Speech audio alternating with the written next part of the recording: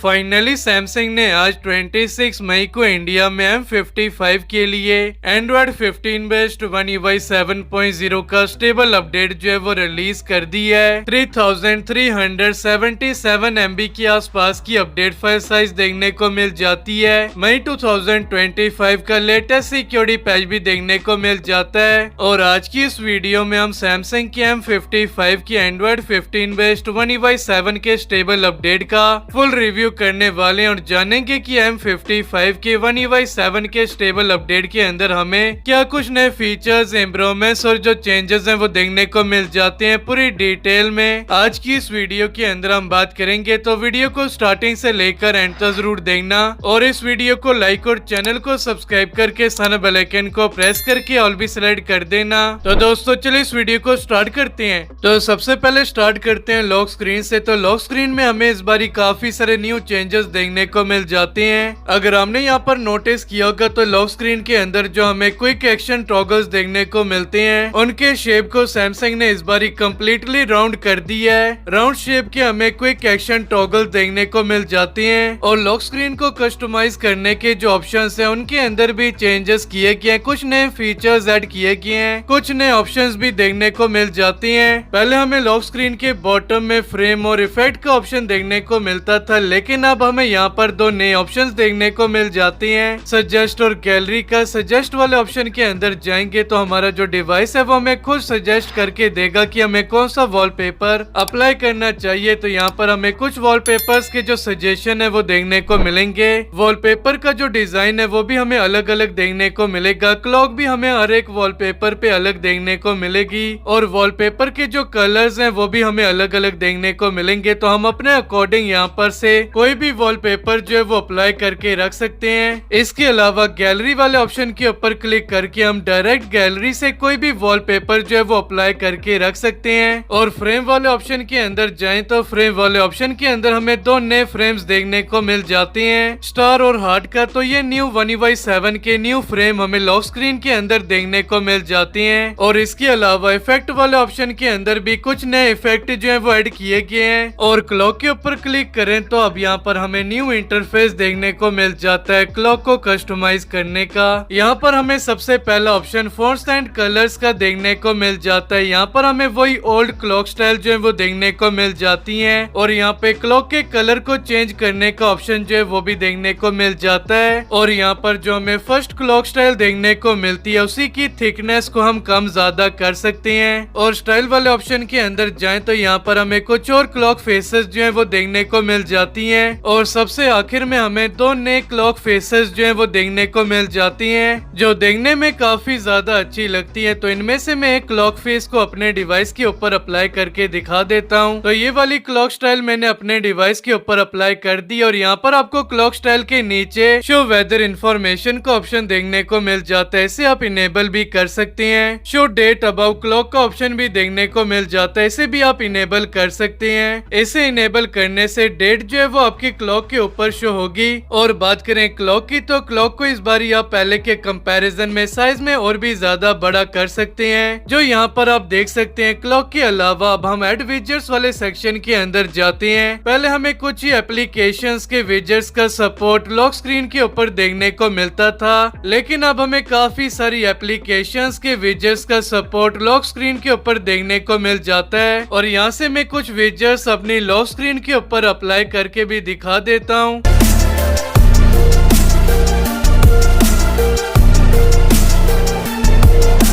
तो ये कुछ विजेट्स मैंने सिलेक्ट किए हैं। आप अपने अकॉर्डिंग कोई सा भी विजेट जो है वो सिलेक्ट करके रख सकते हैं। तो कुछ इस तरह से आप One UI 7 के अंदर अपनी लॉक स्क्रीन को कस्टमाइज कर सकते हैं। तो बात करें होम स्क्रीन की तो होम स्क्रीन के अंदर इस बारी हमें मेजर चेंजेस देखने को मिल जाते हैं। सैमसंग की स्टॉक एप्लीकेशंस के जो आइकन्स है उन्हें कम्प्लीटली रिडिजाइन कर दिया गया है और काफी कलरफुल एप्लीकेशंस के जो आइकन्स है वो हमें इस बारी देखने को मिल जाते हैं। और काफी सारे न्यू विजेट्स भी भी देखने को मिल जाती हैं। तो सबसे पहले हम विजेट्स वाले ऑप्शन के अंदर चले जाते हैं। तो यहाँ पर हमें सबसे पहले सजेशन में काफी सारे न्यू विजेट्स देखने को मिल जाते हैं। विजेट्स की शेप्स को सैमसंग ने इस बारी काफी ज्यादा रिडिजाइन किया है। इस बारी हमें सैमसंग की सभी एप्लीकेशंस के काफी सारे न्यू विजेट्स देखने को मिल जाते हैं। तो स्टार्ट करते हैं बैटरी के विजेट्स से। तो बैटरी के अंदर हमें इस बारी काफी सारे न्यू विजेट्स देखने को मिल जाते हैं। कैलेंडर के हमें काफी सारे न्यू विजेट्स देखने को मिल जाते हैं अलग अलग शेप और डिजाइन में। कैमरा के न्यू विजेट्स देखने को मिल जाते हैं। क्लॉक के न्यू विजेट्स देखने को मिल जाते हैं। डिवाइस गियर के न्यू विजेट्स देखने को मिल जाते हैं अलग अलग शेप और डिजाइन में। डिजिटल वेलबिंग के काफी सारे न्यू विजेट्स देखने को मिल जाते हैं अलग अलग शेप और डिजाइन में। गैलरी के न्यू विजेट्स देखने को मिल जाते हैं। मोड्स एंड रूटीन्स के न्यू विजेट्स देखने को मिल जाते हैं। नोट्स के न्यू विजेट्स देखने को मिल जाते हैं। रिमाइंडर के न्यू विजेट्स देखने को मिल जाते हैं। वॉइस रिकॉर्डर के विजेट देखने को मिल जाते हैं। वेदर की एप्लीकेशन के न्यू विजेट्स देखने को मिल जाते हैं। तो सैमसंग की स्टॉक एप्लीकेशंस के काफी सारे न्यू विजेट्स अलग अलग शेप और डिजाइन के अंदर देखने को मिल जाती हैं और आप विजेट्स को अपने अकॉर्डिंग अलग अलग शेप और डिजाइन में सिलेक्ट करके रख सकते हैं। तो यहाँ पर मैं आपको कैमरा का एक न्यू विजेट जो है वो अप्लाई करके दिखा देता हूँ। तो यहाँ पर अगर हम विजेट की सेटिंग्स के अंदर जाएं तो यहाँ पर अब आपको काफी सारे न्यू ऑप्शंस देखने को मिल जाते हैं। तो यहाँ पर आपको सबसे पहले शेप का न्यू ऑप्शन देखने को मिल जाता है। यहाँ पर आपको काफी सारी न्यू शेप्स देखने को मिल जाती हैं। टाइटल ऑन विजेट का ऑप्शन देखने को मिल जाता है। स्टार्टिंग मोड का ऑप्शन देखने को मिल जाता है। यहाँ से आप अपने अकॉर्डिंग कोई भी ऑप्शन जो है वो सिलेक्ट करके रख सकते हैं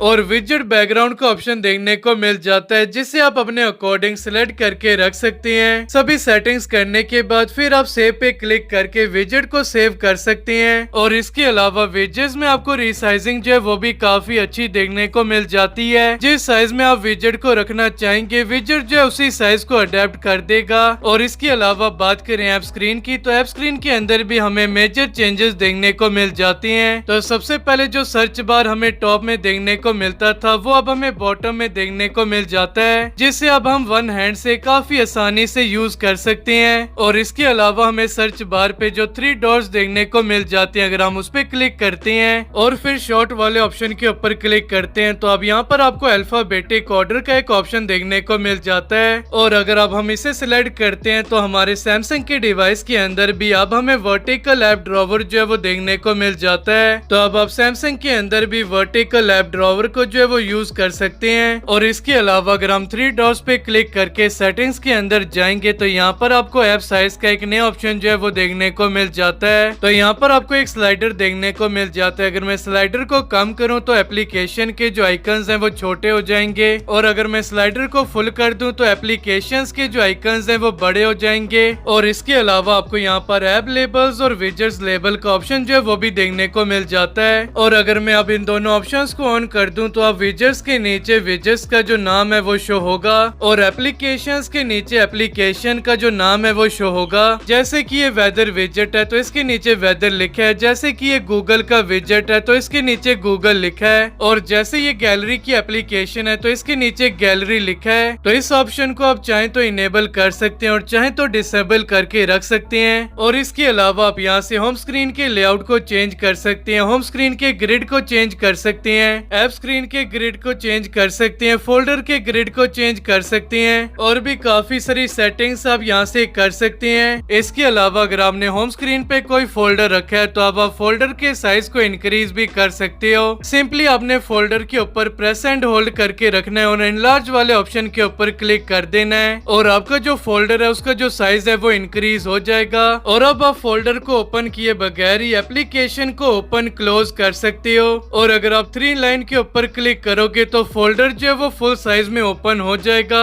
तो इनलार्ज फोल्डर का न्यू फीचर भी देखने को मिल जाता है। तो अब बात करें सेटिंग्स की तो सेटिंग्स के यूआई को सैमसंग ने माइनर सा रिडिजाइन किया है। तो बात करें One UI 7 के सबसे बड़े चेंज की तो वो हमें क्विक पैनल और नोटिफिकेशन पैनल के अंदर देखने को मिल जाता है। नोटिफिकेशन पैनल और क्विक पैनल को सैमसंग ने सेपरेट कर दिया है। अगर हम राइट कॉर्नर से स्वाइप करते हैं तो हमें क्विक पैनल देखने को मिलता है और अगर हम लेफ्ट कॉर्नर से स्वाइप करते हैं तो हमें नोटिफिकेशन पैनल देखने को मिलता है। और अगर हम क्विक पैनल से लेफ्ट साइड की तरफ स्वाइप करेंगे तो नोटिफिकेशन पैनल ओपन हो जाएगा। और अगर हम नोटिफिकेशन पैनल से राइट साइड को स्वाइप करेंगे तो क्विक पैनल ओपन हो जाएगा। तो कुछ इस तरह से हम क्विक पैनल और नोटिफिकेशन पैनल के अंदर स्विच कर सकते हैं। और इसके अलावा अगर हम पेंसिल वाले आइकन के ऊपर क्लिक करके पैनल वाले सेटिंग्स के अंदर आ जाएं तो यहाँ पर आपको सेपरेट और टुगेदर का ऑप्शन देखने को मिल जाता है। तो अगर हम टुगेदर वाले ऑप्शन को सिलेक्ट कर दें तो ये 1UI6 की तरह ही नोटिफिकेशन पैनल और क्विक पैनल को मर्ज कर देगा, जैसे कि 1UI6.0 के अंदर देखने को मिलता था। इसके अलावा अगर हम क्विक पैनल के अंदर जाकर पेंसिल वाले आइकन के ऊपर क्लिक करें तो यहाँ पर अब हम टच एंड होल्ड करके क्विक पैनल के ऑर्डर को जो है वो भी चेंज कर सकते हैं। जैसे कि यहाँ पर टॉप में वाईफाई और ब्लूटूथ का ऑप्शन देखने को मिल जाता है। इसे हम टच एंड होल्ड करके नीचे शिफ्ट कर देते हैं और ब्राइटनेस स्लाइडर और वॉल्यूम स्लाइडर को हम टॉप में शिफ्ट कर देते हैं। इसके अलावा आपको यहाँ पर एडिट का ऑप्शन देखने को मिल जाता है और एडिट के ऑप्शन पे क्लिक करके यहाँ पर आप स्मॉल टॉगल्स जो है उन्हें भी क्विक पैनल के अंदर ऐड कर सकते हैं। और यहाँ पर आपको स्मॉल टॉगल्स में सिर्फ 8 ही टॉगल्स शो हो रहे हैं, तो इसे भी आप प्रेस एंड होल्ड करके नीचे की तरफ स्वाइप करके और भी क्विक टॉगल्स को शो कर सकते हो। और डन पे क्लिक करके आपकी जितनी भी सेटिंग्स हैं वो अप्लाई हो जाएंगी और कुछ इस तरह से क्विक पैनल जो है वो एडिट हो जाएगा। और अब आप अपने अकॉर्डिंग क्विक पैनल को कस्टमाइज जो है वो कर सकते हो। अगले फीचर की बात करें तो आपने सबसे पहले सेटिंग्स के अंदर चले जाना है। सेटिंग्स के अंदर जाने के बाद आपने लॉक स्क्रीन एंड AOD वाले सेक्शन के अंदर चले जाना और यहाँ पर आपको 9 बार का फीचर देखने को मिल जाता है। तो आपने 9 बार वाले ऑप्शन के अंदर चले जाना और यहाँ पर आपको जितने भी ऑप्शन देखने को मिलते हैं सभी को इनेबल कर देना है। तो अब मैं आपको 9 बार का यूज जो है वो दिखा देता हूँ। जैसे कि मैंने यहाँ पर एक म्यूजिक प्ले किया, क्लॉक एप्लीकेशन में जाकर टाइमर को ऑन किया और वॉइस रिकॉर्डर एप्लीकेशन के अंदर जाकर वॉइस रिकॉर्डर को ऑन किया और फोन की स्क्रीन को ऑफ करके ऑन किया। तो यहाँ पर आप देख सकते हैं लॉक स्क्रीन में आपको बॉटम में 9 बार का फीचर जो है वो देखने को मिल जाता है। लाइव एक्टिविटीज को देख सकते हैं और यहीं से अगर आप म्यूजिक प्लेयर के ऊपर क्लिक करते हैं तो म्यूजिक प्लेयर जो है वो एक्सपेंड हो जाता है। और टाइमर के ऊपर क्लिक करते हो तो टाइमर भी कुछ इस तरह से एक्सपेंड हो जाएगा और इसी तरह से वॉइस रिकॉर्डर जो है वो भी एक्सपेंड हो जाता है। तो कुछ इस तरह का लॉक स्क्रीन पे आपको 9 बार का फीचर देखने को मिल जाता है। और इसी तरह से आपको होम स्क्रीन पर भी लाइव एक्टिविटीज का जो फीचर है वो देखने को मिल जाता है। तो जैसे कि यहाँ पर म्यूजिक और टाइमर चल रहा है और मैं इस पिल शेप के आइकन के ऊपर क्लिक करता हूँ तो ये पिल जो है वो एक्सपेंड हो जाती है और आप इसे भी स्वाइप कर करके लाइव एक्टिविटीज में स्विच कर सकते हैं और यहीं से आप एप्लीकेशन को जो है वो ओपन भी कर सकते हैं कुछ इस तरह से। तो ये 9 बार का फीचर हमें न्यू देखने को मिल जाता है 1UI7 में। तो अगले चेंज की बात करें तो कैमरा की एप्लीकेशन का जो UI है उसे कम्प्लीटली रीडिजाइन कर दिया गया है। सभी ऑप्शन हमें बॉटम में देखने को मिल जाते हैं जो कि पहले हमें टॉप में देखने को मिलते थे। यहाँ पर हमें 4 डॉट्स का ऑप्शन देखने को मिलता है। जैसे हम 4 डॉट के ऊपर क्लिक करते हैं वैसे ही जो सभी ऑप्शंस हैं वो सामने आ जाते हैं और अब हम बॉटम से ही अलग अलग ऑप्शंस को इनेबल कर सकते हैं। जैसे कि मेगापिक्सल के ऑप्शन को इनेबल कर सकते हैं, मोशन फोटो को इनेबल कर सकते हैं, टाइमर को इनेबल कर सकते हैं और भी काफी सारी सेटिंग्स को हम यहीं से चेंज कर सकते हैं। और वीडियोस वाले सेक्शन के अंदर जाएं तो यहाँ पर भी सभी ऑप्शन बॉटम में ही देखने को मिल जाते हैं। जैसे कि अल्ट्रा स्टडी मोड, वीडियो का रेजोल्यूशन और भी काफी सारे ऑप्शंस हमें बॉटम में ही देखने को मिल जाते हैं। और इसके अलावा मोर वाले सेक्शन के अंदर जाएं तो मोर वाले सेक्शन को भी सैमसंग ने कम्प्लीटली रिडिजाइन कर दिया है और सभी ऑप्शन हमें अब बॉटम में देखने को मिल जाते हैं कुछ इस तरह से। तो कैमरा के न्यू फीचर की बात करें तो अब हमें 1UI7.0 के अपडेट के बाद कैमरा में कस्टम फिल्टर का एक नया फीचर देखने को मिल जाता है। तो यहाँ पर प्लस वाले आइकन के ऊपर क्लिक करके हम गैलरी से कोई भी फोटो जो है वो सिलेक्ट कर सकते हैं और जो भी फोटो हम सिलेक्ट करेंगे उसका इफेक्ट, उसका फिल्टर और उसके कलर्स अभी जो हम फोटो क्लिक करने वाले हैं उस पे अप्लाई हो जाएगा। तो फोटो जो है वो ऐड हो चुका है और अब यहाँ से आप स्ट्रेंथ, कलर, टेम्परेचर, कंट्रास्ट और सैचुरेशन को भी अपने अकॉर्डिंग कम ज्यादा कर सकते हो। तो कुछ इस तरह का ये फीचर देखने को मिल जाता है और कुछ इस तरह से आप इस फीचर को यूज कर सकते हो। और इसके अलावा अगर आप कैमरा एप्लीकेशन की सेटिंग्स के अंदर जाते हो, कंपोजिशन गाइड वाले सेक्शन के अंदर जाकर इसे इनेबल करते हो तो यहाँ पर अब आपको 3 ऑप्शन देखने को मिल जाते हैं। पहले यहाँ पर आपको ग्रिड लाइंस का और लेवल का अलग अलग ऑप्शन देखने को मिलता था, लेकिन अब आपको ये दोनों ऑप्शंस एक साथ भी देखने को मिल जाते हैं। ग्रिड लाइंस एंड लेवल का इसे आपने सिलेक्ट कर देना है। तो यहाँ पर आप देख सकते हैं फोटो क्लिक करते समय आपको ग्रिड लाइन और लेवल को देखने को मिल जाता है। तो इस फीचर की मदद से अब आप एक परफेक्ट वीडियो और फोटो जो है वो क्लिक कर पाएंगे। और इसके अलावा आपको राइट टॉप कॉर्नर में वाटरमार्क को इनेबल और डिसेबल करने का जो ऑप्शन है वो भी देखने को मिल जाता है। इसके अलावा बात करें सैमसंग की फोन एप्लीकेशन की, तो फोन एप्लीकेशन के यूआई के अंदर भी माइनर से चेंजेस किए हैं, जैसे कि कीपैड, रिसेंट्स और कॉन्टेक्ट्स के ऑप्शन के ऊपर अब हमें आइकन जो है वो देखने को मिल जाते हैं, जो कि One UI 6 के अंदर देखने को नहीं मिलते थे। इसी तरह से सैमसंग की गैलरी की एप्लीकेशन के अंदर भी हमें पिक्चर्स, एल्बम्स और स्टोरी के ऊपर भी अब हमें आइकन्स जो है वो देखने को मिल जाते हैं। इसके अलावा कैलेंडर की एप्लीकेशन की यूआई के अंदर भी माइनर से चेंजेस किए गए हैं। इसके अलावा बात करें क्लॉक एप्लीकेशन की, तो क्लॉक एप्लीकेशन के यूआई के अंदर भी चेंजेस किए गए हैं। Alarm, world clock, stop watch और टाइमर के ऊपर भी हमें आइकन्स जो है वो देखने को मिल जाते हैं। इसके अलावा हमें क्लॉक एप्लीकेशन के अंदर कुछ नए फीचर्स भी देखने को मिल जाते हैं। 3 लाइन के ऊपर क्लिक करके सेटिंग्स में चले जाना और फिर वॉल्यूम वाले सेक्शन के अंदर आ जाना है। अब आप इसे इनेबल करके सेम वॉल्यूम सेट कर सकते हो सभी अलार्म के लिए। और अगर आप चाहते हैं कि आपको हर एक अलार्म पे अलग वॉल्यूम देखने को मिले तो वो भी अब आप यहाँ से कर सकते हो। इसके अलावा आपको अलार्म ग्रुप का भी एक नया फीचर देखने को मिल जाता है क्लॉक की एप्लीकेशन में, जिसे आप अपने अकॉर्डिंग यूज कर सकते हैं।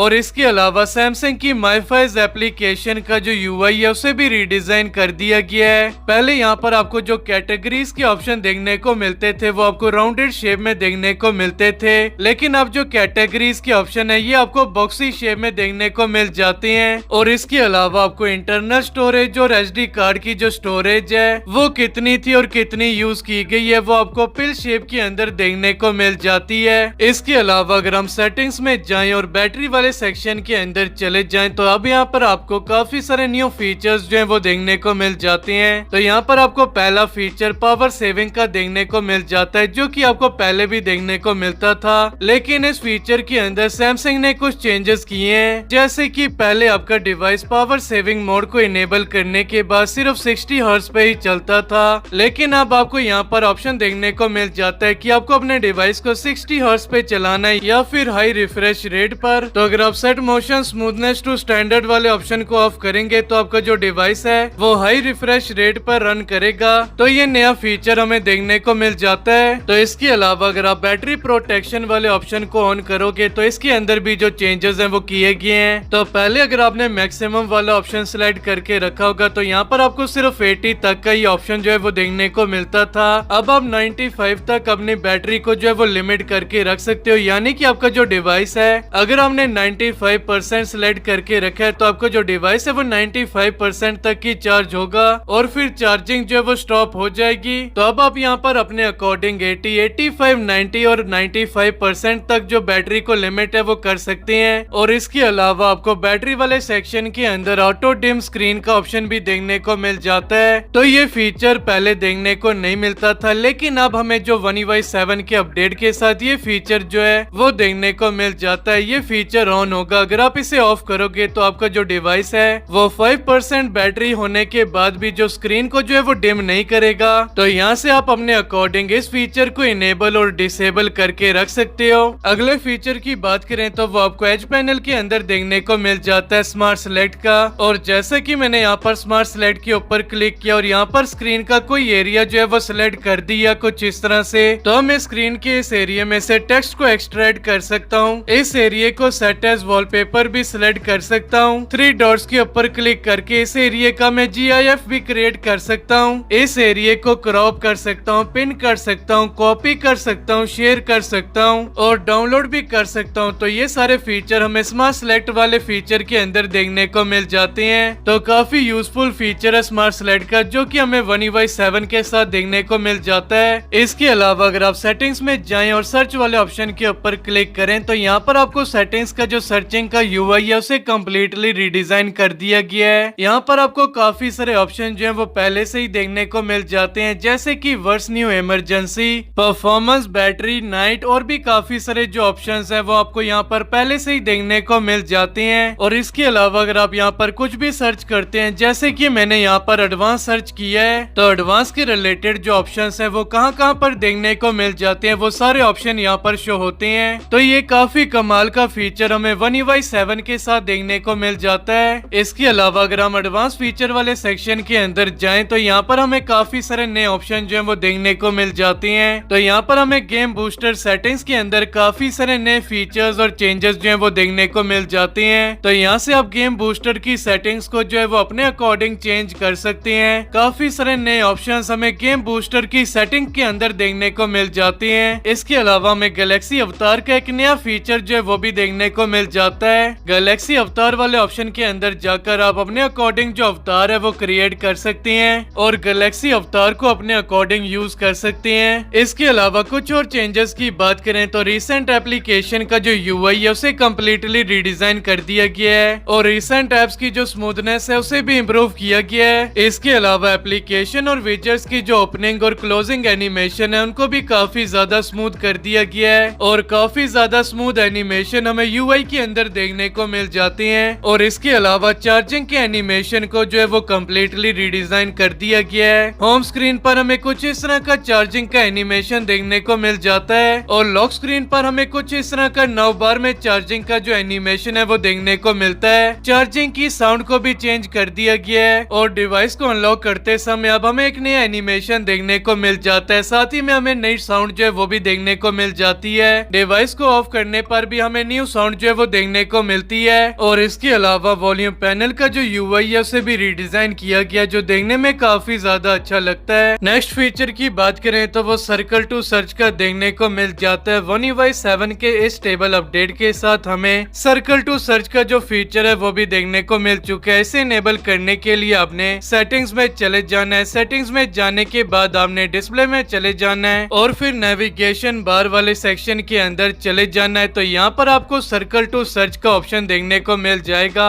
तो इसे आप यहाँ से इनेबल और डिसेबल जो है वो कर सकते हो। और सर्कल टू सर्च वाले फीचर को यूज करने के लिए आपने होम बटन या फिर होम जेस्चर को प्रेस एंड होल्ड करके रखना है और फिर सर्कल टू सर्च जो है वो इनेबल हो जाएगा। और फिर हमने जो भी सर्च करना है उसके अराउंड हमने कुछ इस तरह से सर्कल क्रिएट कर देना है और फिर उसके रिलेटेड जो इन्फॉर्मेशन होगी वो आपको कुछ इस तरह से शो होने लगेगी। तो अभी कुछ इस तरह से सर्कल टू सर्च वाले फीचर को इनेबल करके यूज कर सकते हैं। और ये सभी फीचर्स इम्प्रूवमेंट्स और जो चेंजेस हैं One UI 7.0 के अंदर देखने को मिल जाते हैं। तो अगर आप सैमसंग के M55 डिवाइस यूज करते हैं और चाहते हैं One UI 7 के स्टेबल अपडेट को करना, तो आप One UI 7 के स्टेबल अपडेट को कर सकते हैं। तो आज की इस वीडियो में बस इतना ही। अगर आपको ये वीडियो अच्छी लगी तो वीडियो को लाइक, चैनल को सब्सक्राइब करके सन बेल आइकन को प्रेस करके ऑल भी सिलेक्ट कर देना। तो तब तक के लिए गुड बाय, मिलते हैं नेक्स्ट वीडियो में।